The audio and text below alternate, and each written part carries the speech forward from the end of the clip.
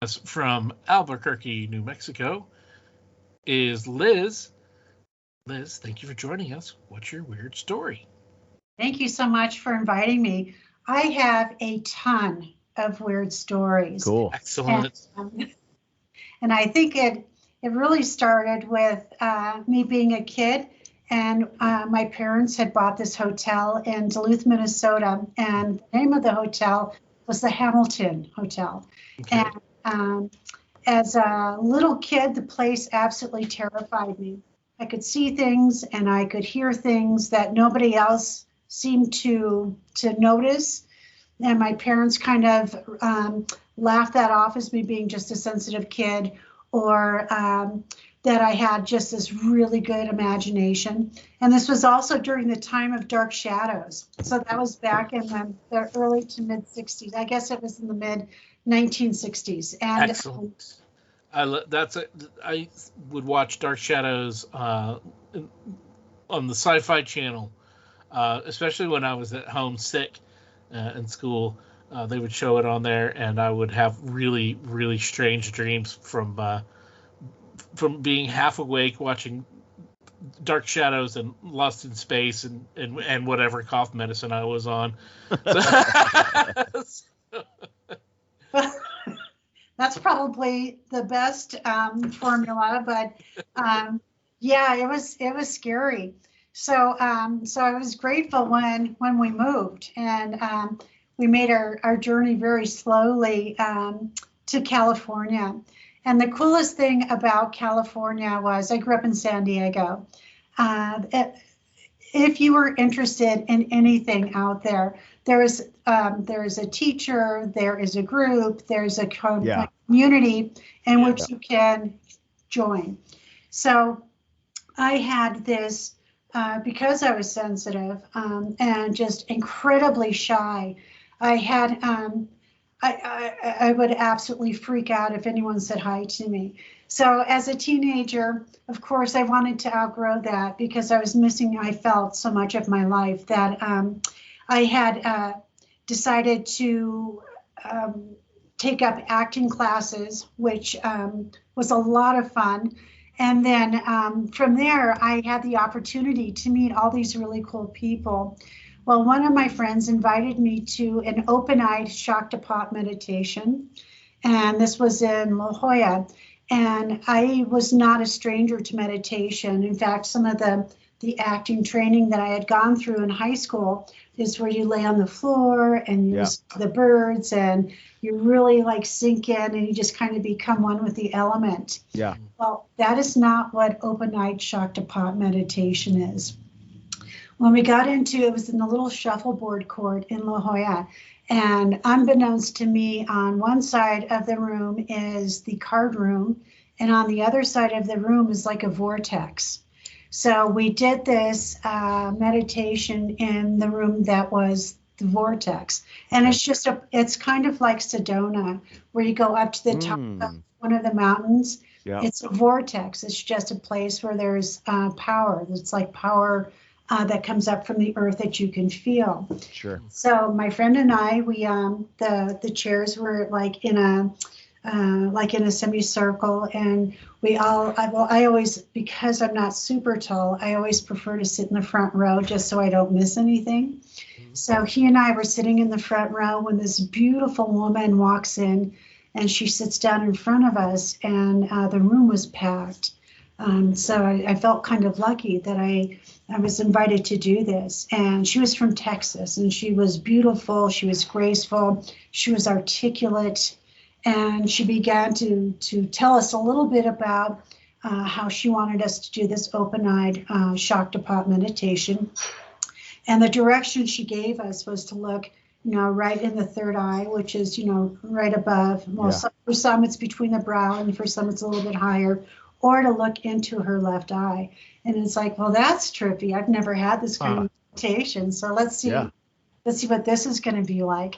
So as I sat there, and it was like almost like waves that, and once she started, it was like waves that you would see heat rising from asphalt, how it makes that that wave as it comes up.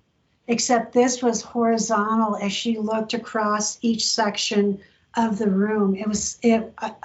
I began to just like, oh my God. It's like wonderment was starting to kick in. Wow. So finally I was sitting there with my friend, and when she looked over in my direction and I was directly in front of her, it felt like I was pushed back into my chair, and the room got dark. And it's like, wow, how did she do that? Because now it's like my reasoning started to kick in. It's like she's sitting in front of me, but now the room is dark. And it's like, how did she do that? And very slowly, what I began to see around her are just like little colors dancing around the entirety of her body, and then all of her body. It's like colors started to jump around, and so I was blinking, trying to get my sight back. It's because like something is happening to me, and I don't know what this is. Yeah. Then very slowly, as I looked at her face, it's like it very slowly began to change. And she, all of a sudden, she had a different appearance. And as I was sitting, I was like awestruck. It's like, what on earth? And it's like with each breath, a new face would come in. And then all of a sudden, one of the faces I recognized, it was my mom, except she was a man and she had a mustache. Oh, wow. And then the faces kept going. I recognized some of my faces as like an Asian warrior and almost like a Viking. So I was beginning to see all these different faces. And I sat there. In fact, I didn't even want to breathe because I was afraid that I was going to change the dynamics. So I would stop seeing what it was I was seeing. Yeah. So that was absolutely amazing. When it was over, I didn't even have like the words to ask the questions, like, what was that? Right. And why did I see that? And so what she tried to explain, because I wasn't the only one who had those kind of experiences, but that was my first experience of the supernatural, for lack of a better term. Sure. And what she explained is when we start to access those energies, what I was seeing was I was beginning to see auras around her body, and that explained the colors that were dancing around her. And also that I was looking into past lives. So I was either seeing my life or her life, or like I said, my mom. I clearly recognized my mom as a man.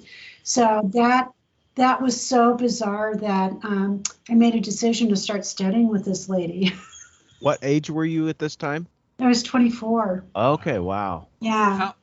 How long did this experience how long did that take place? Did it was it an instant or?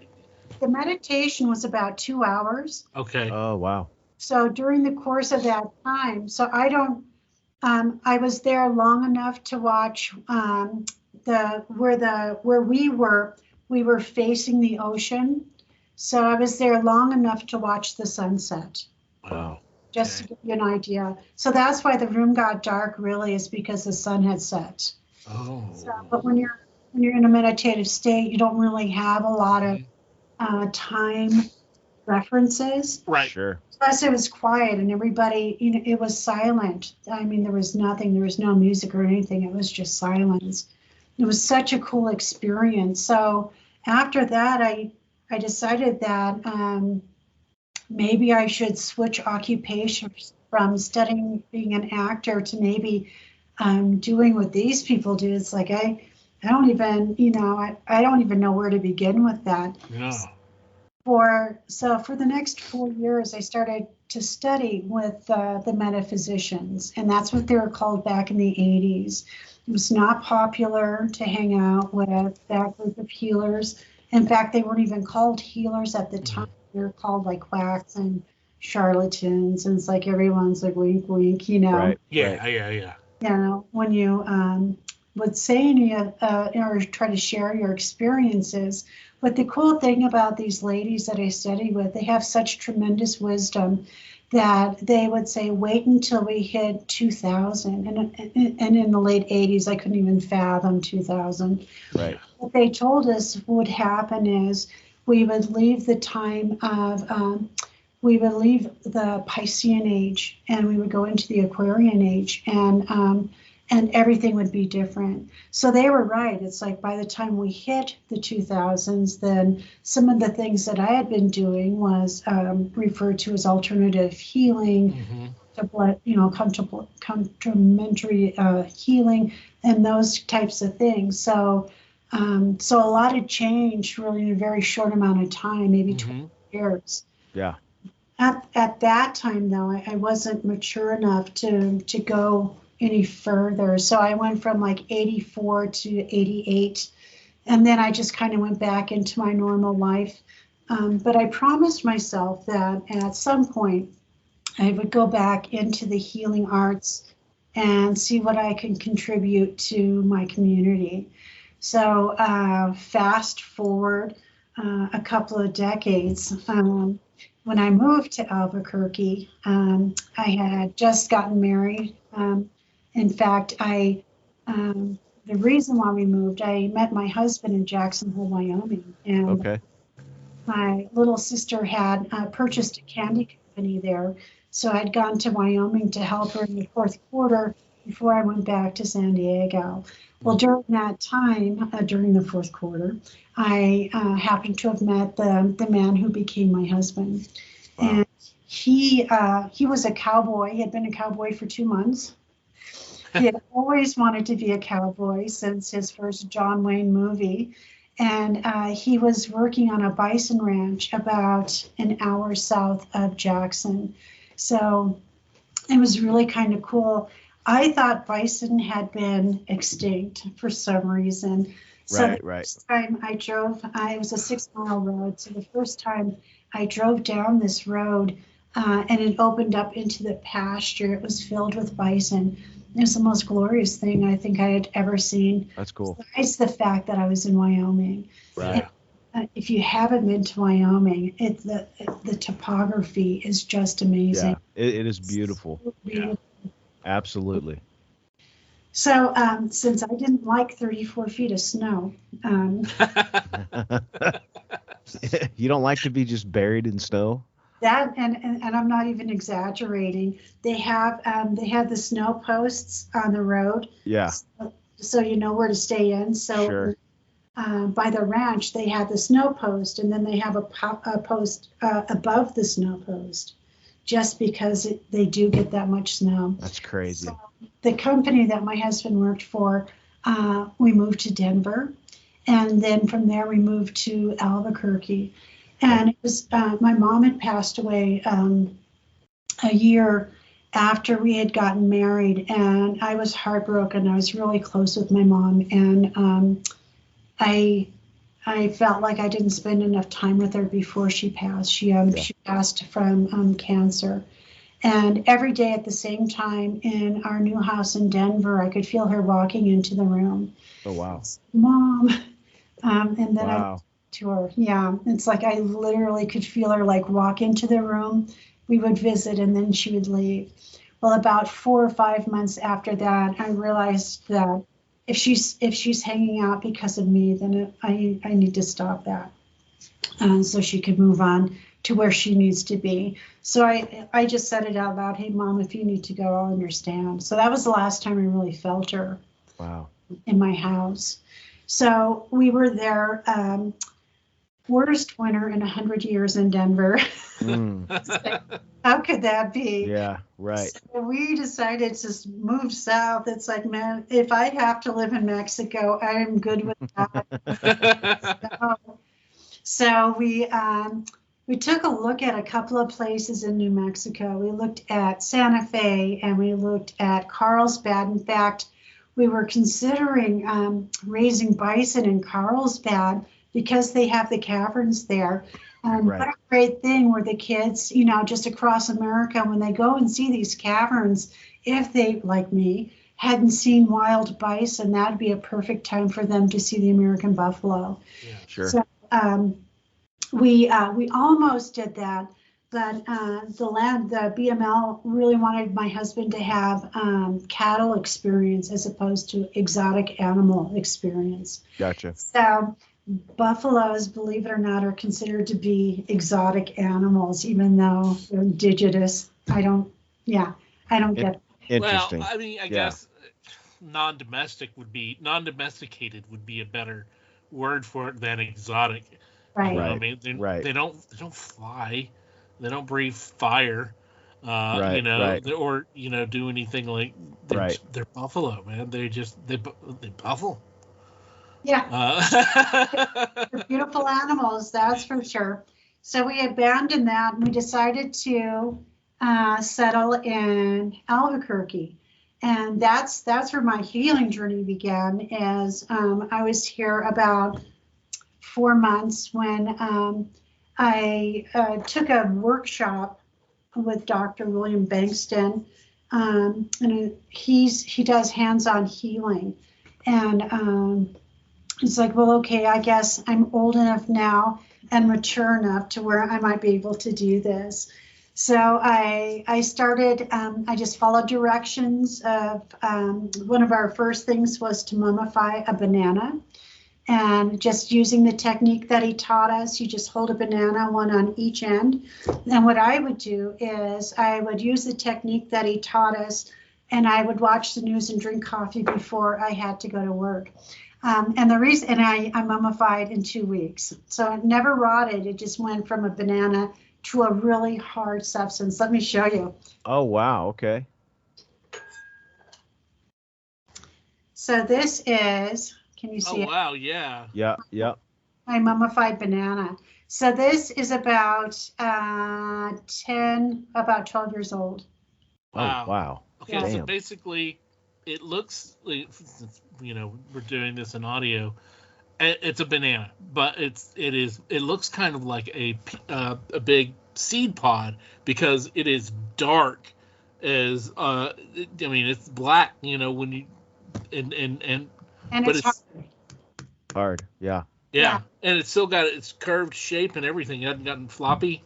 Man, no, it's, so I was holding it on both ends like this, using the technique.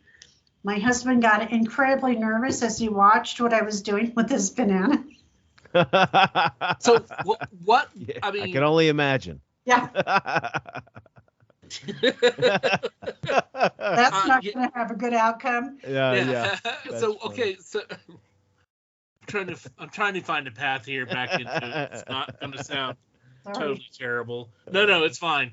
I have a gift to make unintentional double entendres. Okay. Okay, so yeah, how you do it? How did you, like, what is the process that and that to making it where it's not decaying, you know? I mean, so how did It's energy. It's like everybody has energy in their hands and Uh-huh. in their body. So it's just a matter of allowing the energy to flow through your hands into the banana. But I'm not focused on the banana. What I'm focused on is just allowing the energy to move through me. Okay. So it just moved from from one side of my hand to the other side. Okay. And this is really something that everybody can do. So what I really discovered over really since 2009 is that we are all energy. Mm-hmm. It's like everything is connected. Yep.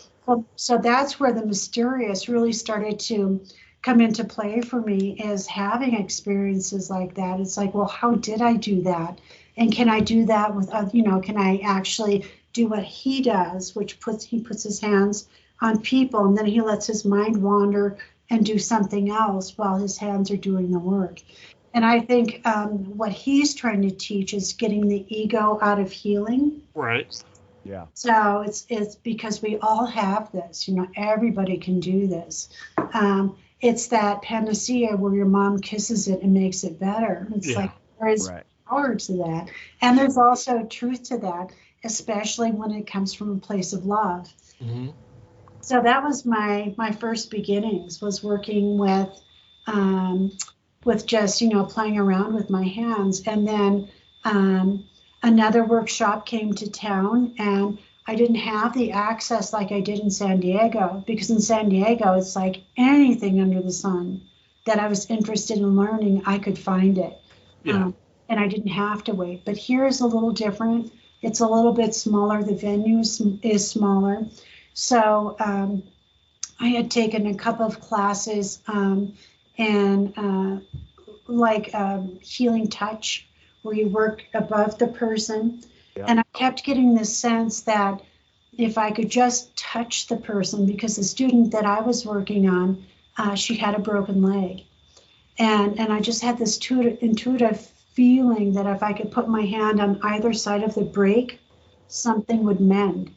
I don't know where it came from. There was no indication in the training that I was getting that would be so, but it was just kind of like something I felt like I just felt like I could help. But since the directions were to work in the field and not on the body, I got different results. Well, the reason why I mention this is not too long after that workshop, I came across a modality taught by Donna Eden, where you actually touch the person. Okay. And when you touch, for me, what that was like, it was almost like what is that sci-fi movie of the third kind, Close Encounters of the Third? Yes, yeah. When they're up in Devil's Tower, and they're overlooking where the guy on the piano starts to communicate with the mothership, and they're doing some really rudimentary things until the guys behind the glass say, okay, we'll take it from here.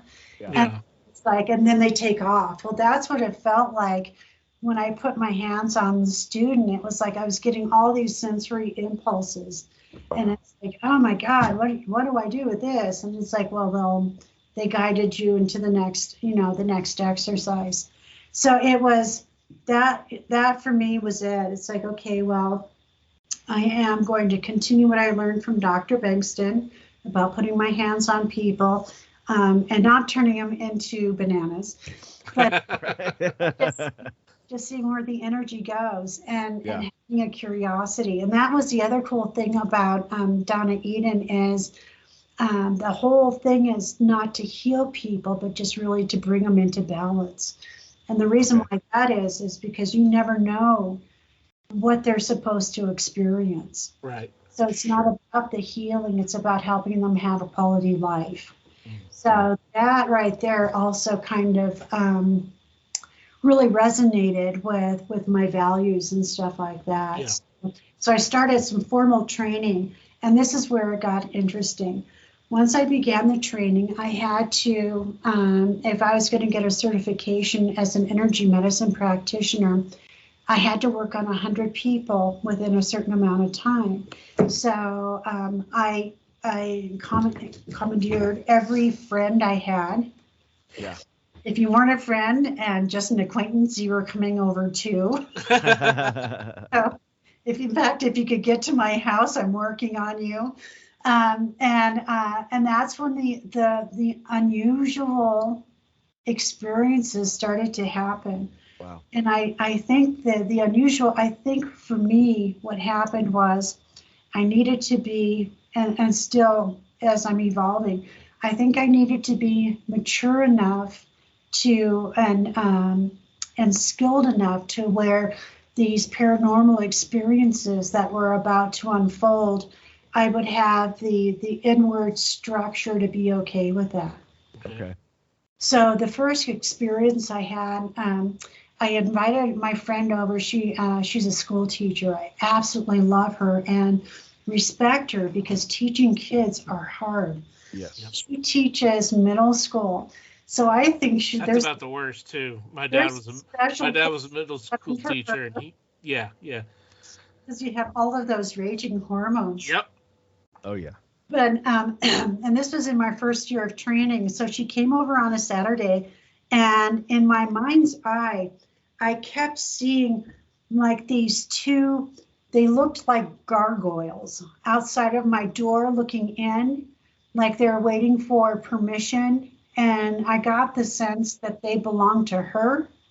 and not to me. So I'm like, oh my God, what are gargoyles doing? What is this? So I didn't mention it to her just in case they were real. Just because I was seeing them in my mind's eye. So some things you just shouldn't be talking about, and I wanted her to come back. So if I'm saying, hey, you've got gargoyles hanging out with you, chances are she would not come back for the next session. So I filed it away, but it was just the weirdest experience because they would stand at my front door and just patiently wait. And it I wouldn't say that it scared me, but it made me nervous because I didn't know what that was. So our next training, we trained in Phoenix. So the next session, I had an opportunity to sit with one of my TAs, and I very gingerly told her, because I didn't want to sound like I need a mental health intervention. Yeah. No, but I was curious. It's like, what is this? So as I told her, she goes, oh, you must be visual. And it's like, well, I am visual. And she explained that as you work in this type of energy, that the veil that separates us from like different realities, it starts to get a little thin. And with some people, they see, some people hear, some people can feel touching, and things like that. Or if you stay with it long enough, then all of your senses develop, and you begin to have these experiences. So good to know I'm not crazy. But now, what do I do with the gargoyles? Yeah. Let's like check that first thing out. Yeah, for sure. Yeah. Now I've got something else. It's like, okay, so yeah, what do we do with that? And she recommended then to put selenite like in each corner of the room that I worked in, so that if anything, so that all the negative energy can come out and it has a place to go. Okay.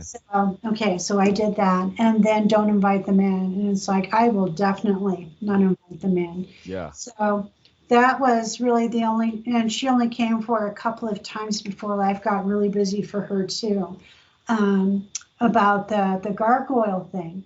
So it's like, so do I see that with everybody? And it's like, no. So then I began to have different experiences, and it's like, how do I work with them? What do I do now that I see this stuff? Right. And right about that time, I had just finished my second year of training, and I got my certification as an energy medicine practitioner. And I started working. Can you just explain what body do you get that through? What is that through a religious thing, or is that through the state? How does that work? How does what work? Certification. Yeah. Oh, Donna Eden has a certification program to teach energy medicine. Okay. So she has a 4-year training program. Okay. So, and I went through 3 of the 4 years. Okay, gotcha.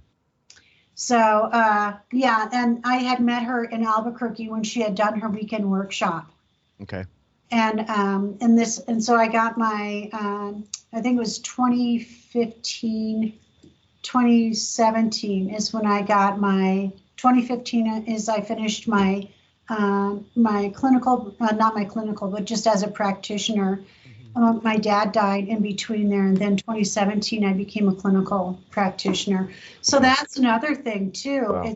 I'm just trying to put all of this in perspective and try to understand, some of the things that I experienced. I went to and started working out of a yoga studio, and I absolutely loved this place. It was like in this little triangle of energy where it was nestled in between an Ayurvedic school, and also there was like a lot of electricity on the corner from the cell towers and other things that were being put up, and it was just nestled. It was just this beautiful little studio, And I was having all of these like odd experiences in the studio. And a lot of times I was there by myself before my client came. So there was one where I was preparing for a client, and I turn around, and in my mind's eye, I see this cartoon like the genie from Aladdin. Uh-huh. You know, just a little tiny body with a great big, front. And I'm like, hello, Mr. Genie. If you're of the highest and purest good, you can stay. Otherwise, get out. Right. So he just wanted to know what I was doing, and he just wanted to make sure that I was going to take good care of this client that was coming in.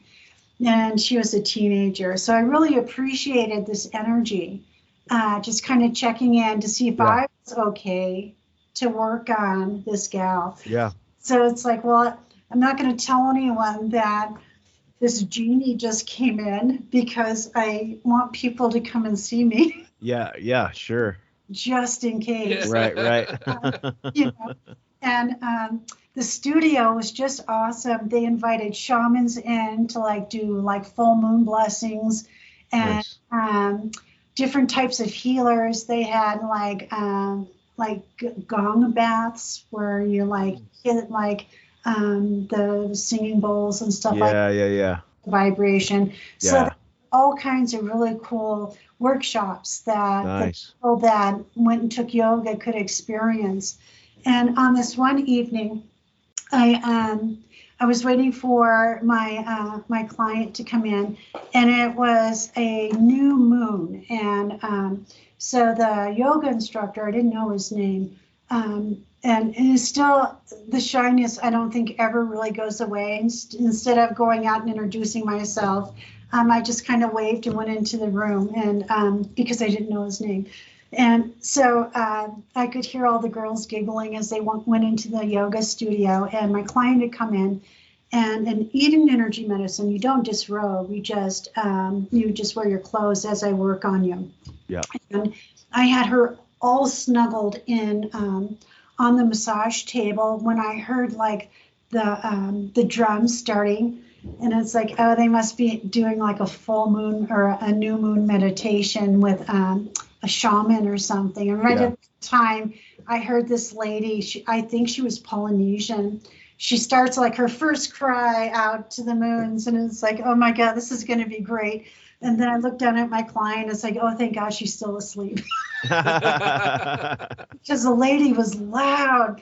And it's the thumping of the drums. And it was just so majestic. So the whole hour that I'm working on my client, I'm listening to this lady, and I just can imagine how powerful that yoga class must have been. And right on clockwork, right at the very end of the hour, you hear this thump, thump, thump, and then it was quiet. And that was always my favorite time, is like just that lull when the students start to like walk into the foyer before they leave. Yeah. Because the energy is released, and you kind of through, the whole room.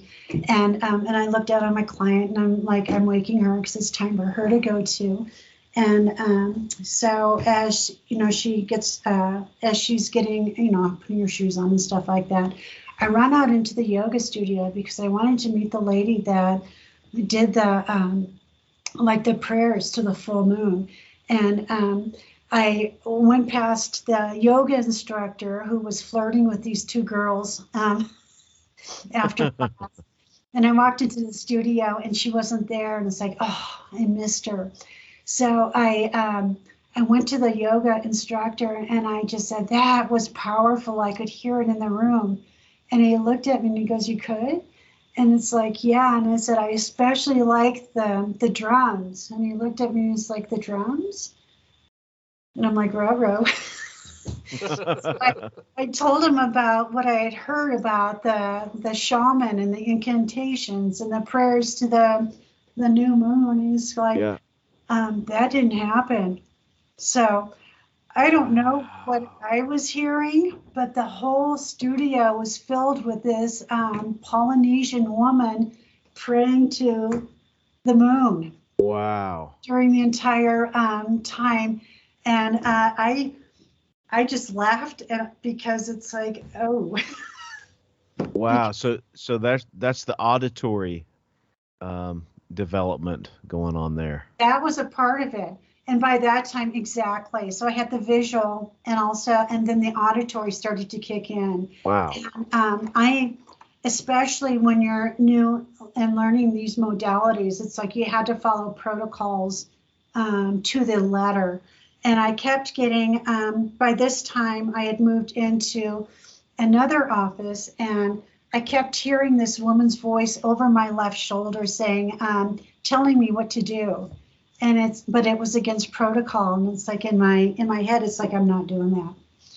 And specifically, I was getting directions to use a magnet on somebody. And you have to be really careful when you use magnets because it's electrical. Yeah, right. And it can ruin the electricity within the body. So you just have to be careful. So I'm not using it. And she kept saying, you need to use it on his shoulder. And it's like, I ain't using it. Finally, it's like this lady in my head, or really behind my shoulder, yelled at me, use the magnet. So I did. And that's exactly what my client needed, just to get rid of some chronic pain that nobody could figure out what he had. Wow. So I started, and I always joked about that because I told one of my colleagues, it's like, oh, now I'm hearing things. I know there's medication for that. But I'm just going to see where it takes me. That's amazing. So how much information do you get from people, like before they come and see you? Do you have a consultation with them and you kind of understand where they're coming from spiritually and then physically also? Oh, that's a great question. If it's the first time that they're coming to see me, I ask them why. Why they're coming.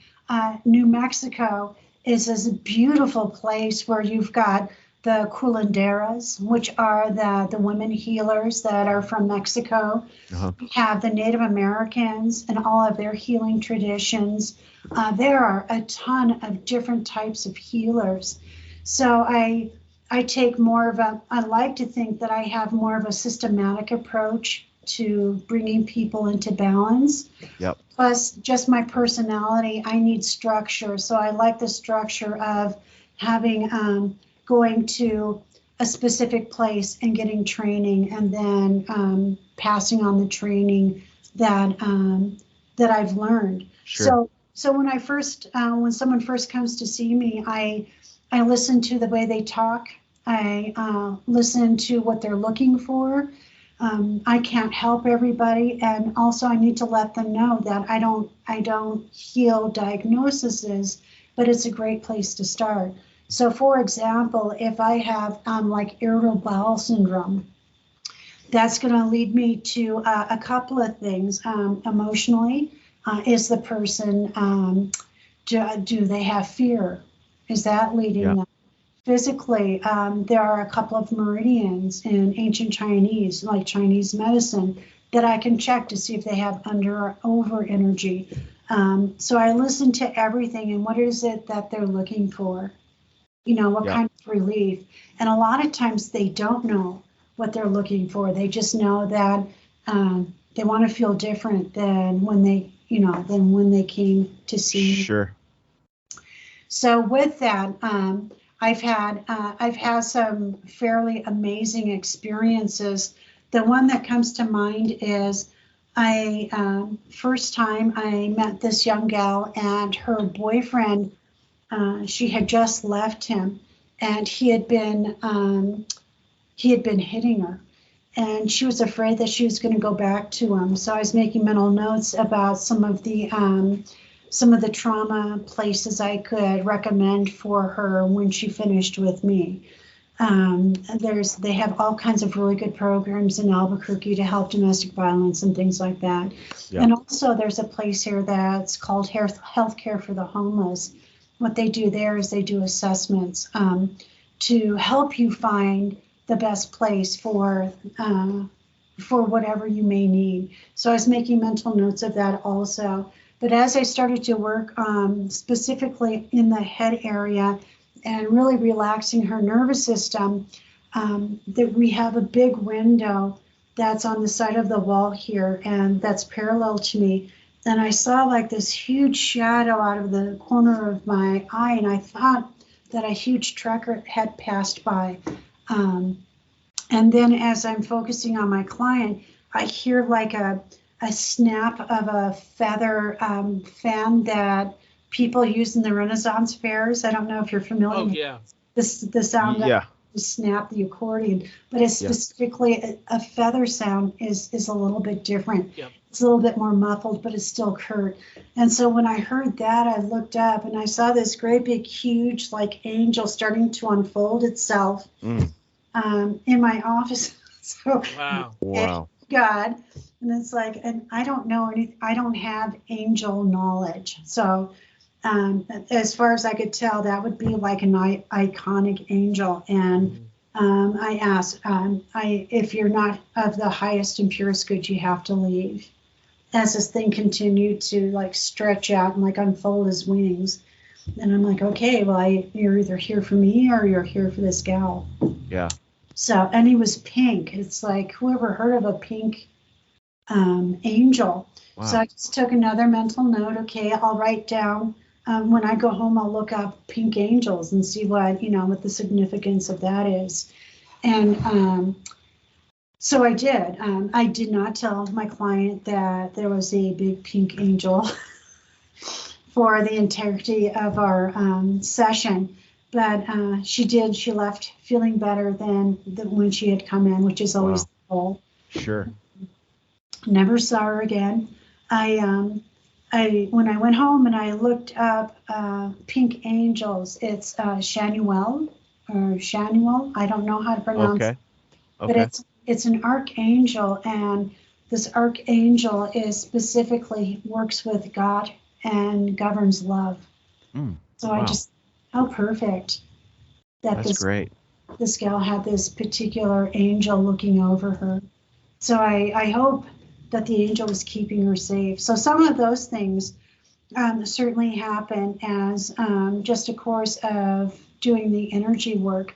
But also some of the other things that I've experienced have been as a direct result of grief. And just the lowering. I think what happens is when it was when my dad died, and just all of that, just that rawness of early onset of grief, I started seeing, I think I was seeing over into the other side type of thing, because I was seeing people, but they weren't alive. I was seeing dead people. Okay. And at first it's like, why am I seeing this? I am wide awake. And they always seem to congregate in my my office. And the way that I have the office, it's really kind of a cool, it's like a Jack and Jill room where the room is here, and then they have French doors that open up into the other room. So I'm in the guest room on the west side of the house, and where the French doors are is where I saw all of the activity, which would be my office. And so I woke up one night, I had been watching TV, and that room was in an amber light. And I was thinking, what on earth would be casting that kind of color? And right at that moment, I see this old man that was naked walk across the French doors.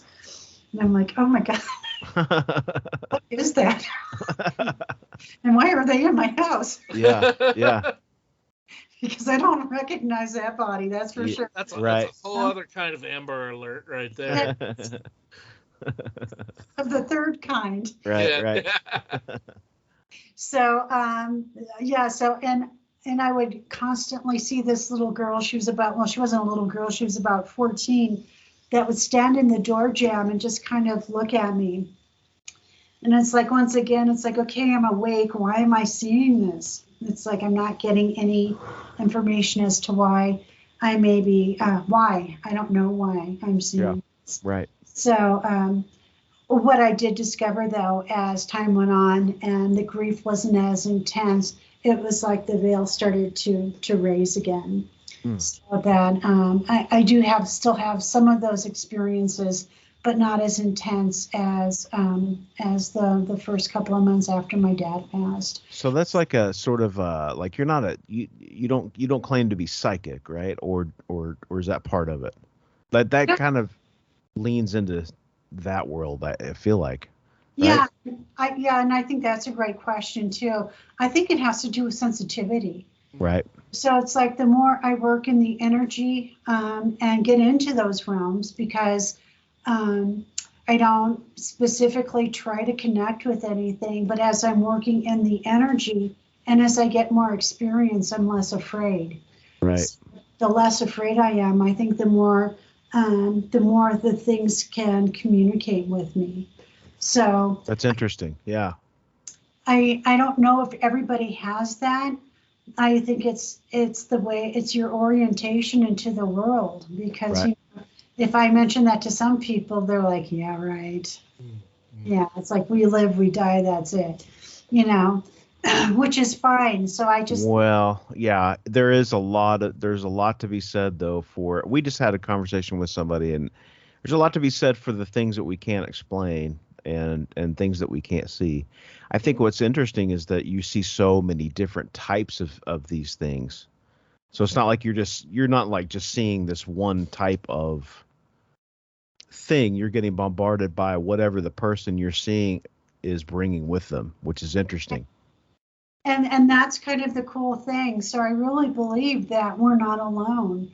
When my dad died, it was so interesting. It's like when he was still in California. So I took a plane from here to California.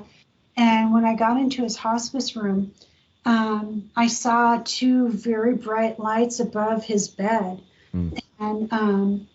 And I would look over at my siblings, and it's like they didn't see them, so I didn't mention it. Again, just because I want to be respectful. But I think those lights I think one of them was my mom, and I think the other one was his mom, my grandmother. Oh, wow. And the lights were there right up until he took his last breath. Wow. And then after that, I saw him leave his body and try to talk to me, I'm thinking, because that image was there for a long time. And what I saw was the Rock'em Sock'em robots, those little block toys. Yep. He was in that image, but he was like in an opaque color. Yeah. So I think he had that image so I wouldn't be frightened. Wow. So, and then at least that's I guess that's what I was seeing. So I don't always know what I'm seeing or what I'm sensing. So I just stay open and just wait to see if the right answer comes. And if it doesn't come today, maybe. Go ahead. I think you're right also in the way that you sort of don't tell and reveal that to people, because I think in a way that would maybe take away from their experience, and also maybe take away from what it is you're trying to get. Because I could imagine that like you're kind of going into this each situation trying to keep an open mind and open heart, or to what's happening. Mm-hmm. And you're just trying to read what it is, and maybe, and like you said, you don't want to scare your client because they may not have any clue as to what you're talking about. And the way it's revealing itself to you may be different than the way it would reveal itself to the person also. So there's that also. So it's like, I think that's that's responsible, in my opinion, the way that you conduct that. I think that's a good thing. Thank you. And it's respectful, because if I had experienced what I'm experiencing today, like even like 15 or 20 years ago, I would have been terrified. Not only would have been terrified, but I would have never have gone forward with anything that I'm doing. Right. So I think that sensitivity is something that I've grown into, which I'm grateful that I've had the time to grow into that. So there's some fun things that you can do with that sensitivities also. Last year I went to Estes Park for a family reunion. Oh, that's beautiful. It is. Yeah. I went to the Stanley Hotel. Yep. Awesome. Awesome. I did that with my family. Did you take the ghost tour? Yes, we did. Yeah, it was great. It was awesome. So every room that I went into, I would look around and it's like, hello, hello, Yeah. nothing. I didn't have any experience. I didn't feel they're people. So I get it. They're probably up in the rooms where they're supposed to be. Right. Yeah. But at the very end of the tour, you know how they take you in that big room and you're kind of like in that semicircle. Yep.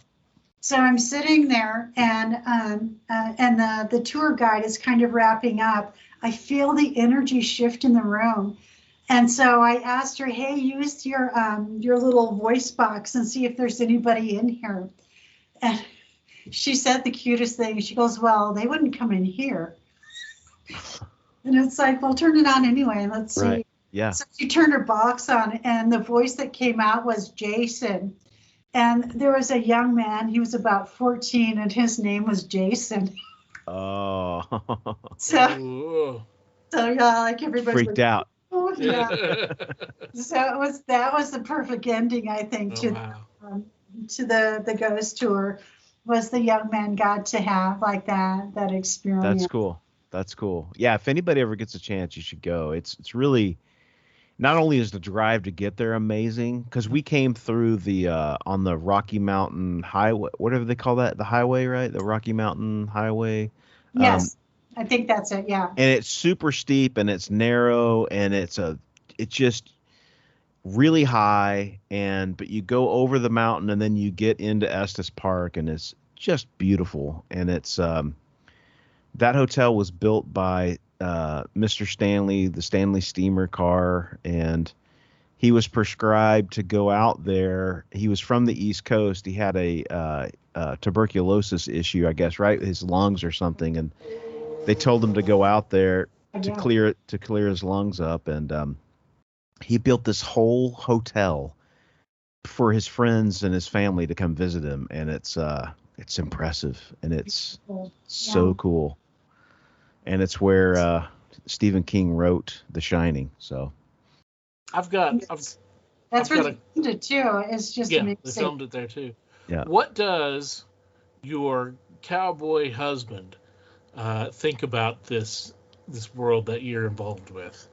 Because cowboys are known to be very down to earth, and no nonsense, and it's what it is right there on the surface, kind of a deal.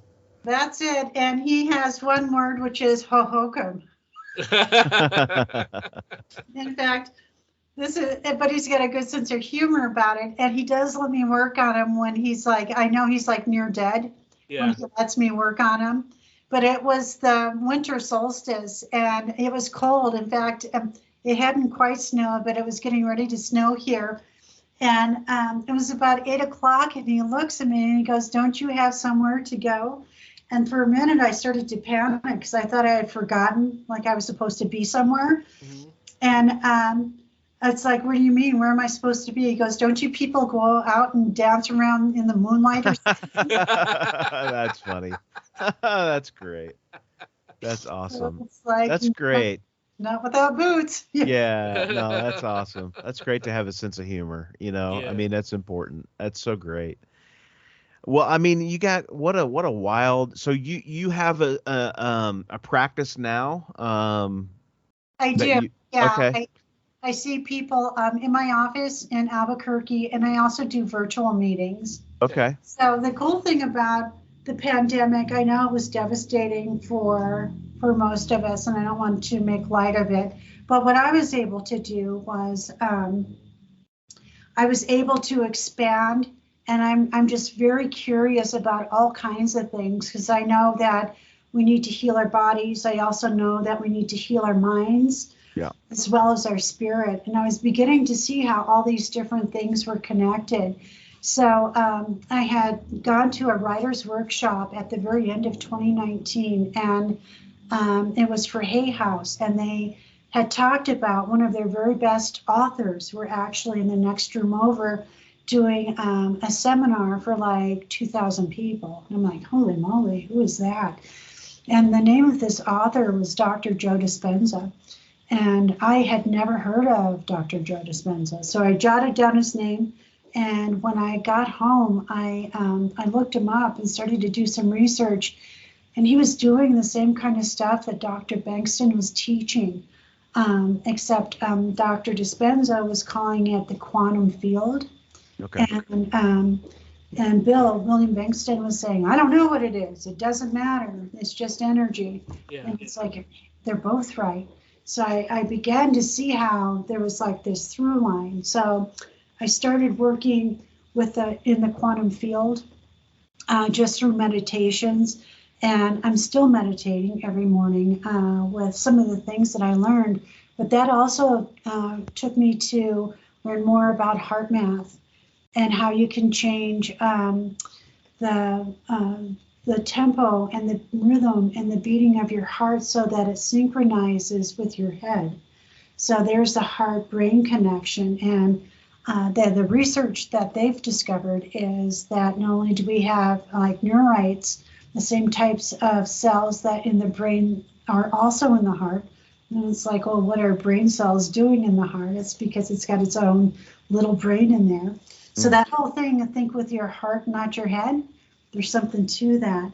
So I started to put all of this stuff together. So this is a very long-winded way of saying, yes, I work in my office, but I also help now just working with being strong in a chaotic world. And we do have a chaotic world right now. And I use all of this stuff on myself as well.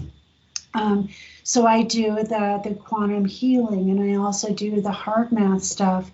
I just recently have started to adopt and use some more of the emotion code. The reason why I'm doing that is because I can energy test my clients, and and just through all kinds of energy psychology that's out there, and that's been going strong since 1994. All these therapists began to realize that when we have any kind of trauma, it'll find the weakest link and reside in that part of the body. So if you have hip issues and you've been to the doctor and they don't know why you have hip issues and you can barely walk, it's a possibility that it's a past trauma. That once you release that trauma, then you go back online. So it's still bringing the person into wholeness, whatever that means to them. So that's great. So you got a whole bunch of different ways to attack just these issues. Right. Yeah. Right. Because maybe it's not physical, maybe it's emotional, and maybe it's not emotional, maybe it's something else. Yeah. But it's like take a look at the whole picture, and then the intuition comes into it. Is there anybody in the room? Right. I won't say. Yeah. You know, so there's all kinds of tools. And the other tools that I use like selenite stones, and I use crystals and things like that. So there's all kinds of different tools that you can use to bring someone back into balance. And I don't think I'm done. I think there's still so many different healing modalities out there. There's in technology, it's like stem cells now are the big thing. Well, they have patches now, just like they did for nicotine. They have stem cell patches that are energetic that you can wear. That's supposed to help recalibrate that particular energy system. Yeah, so that's great. I don't know much about that, but I have people that are talking to me about that. So I'm that's awesome. I'm just really excited about our future. That's fantastic. Yeah, I mean, you have a fascinating story, and how can people get in touch with you? Like, do you have social media or what ways? There's a couple of ways, and thank you for asking. My website is White Sands Energy Medicine, so it's whitesandsenergymedicine.com. And the White Sands is actually for the White Sands National Park. That's in the southern part of New Mexico. It's not sand, it's selenite, and selenite removes negative energy. So I thought that was really appropriate. Nice. Yeah. On the other side of the park is Trinity, and that's where they did the bombs. So that's where the nuclear testing. The nuclear testing. So what better medium than to put it in selenite to help case the radioactive stuff. So they can do that. I also, my Facebook is healing, remove anxiety through energy medicine. Okay. Great. You ever thought about writing a book, or? I have the basic outline. In fact, that's really why I went to the the workshop. It's like, well, how do you do this stuff? I love telling stories, as you can tell. Yeah. Yeah, no, you're a plethora of knowledge too, you know. Oh, thank you. So yeah, and just all the different things. And the last thing, and I'll just leave you with this. In Albuquerque specifically, I don't know if anyone is familiar with Emery Smith. Okay. But I follow Emery Smith. I absolutely adore this man. He was a medical tech for our Air Force Base here in Albuquerque, which was Kirkland Air Force Base. And he talks about underneath the Air Force Base was a whole facility for aliens. Yes. Wow. Yeah. So when I heard that, it's like, how do I get onto the base? Yeah, no kidding. And so I'm always looking up in the sky. It's like, hello. Yes. I'm trying to raise my vibration. So, so something will contact me. It's like, I don't know how I could be of service, but gosh, you never know. And then I also talked to the people that are born and raised here in Albuquerque. They're like, oh, it's not under the airport. And that's where the Air Force Base is. It's right next door to our airport. It's underneath the Manzano Mountains, which is the mountain range, right? Just right out my backyard, really. So wow. It is true. Gosh, I hope I can come back and tell you about the. Yeah. Please do, yes. That would be amazing. You're welcome. You're welcome to come back anytime. We'd love to have you. Thank you for this. Has been such a fun. Well, I've been talking about myself, of course. It's great. Yeah. No, it's been fantastic. We've been enjoying it. Oh, good. Yeah. Thank you so much for coming on. And thank you for the invitation. Absolutely. Well, we'll let you go and enjoy your the rest of what you got for your evening. Thank you so much, and for you two gentlemen as well. Thank you. And one of my girls here. Thanks. I saw her. If she wants to be held, she wants to be held. So and this is a fairly recent development where she just wants to come up to me and have me hold her. Oh. So yeah, and I mean she's been with me for Heidi, I think 12 or 13 years. So yeah, she's my sweetheart. Yeah, they're pretty special animals. Yeah. Cool. So. Cool. All right. Well, thank you again, Liz. We appreciate it. Well, yes, this has been great. I'll let you know when this is coming out, and if there's any links or anything you want to send me, feel free to do that as well. All right, great. All right, thank you so much. Okay. Have a good night. Thank you. Enjoy, gentlemen. Absolutely. Take care. Bye-bye. Bye.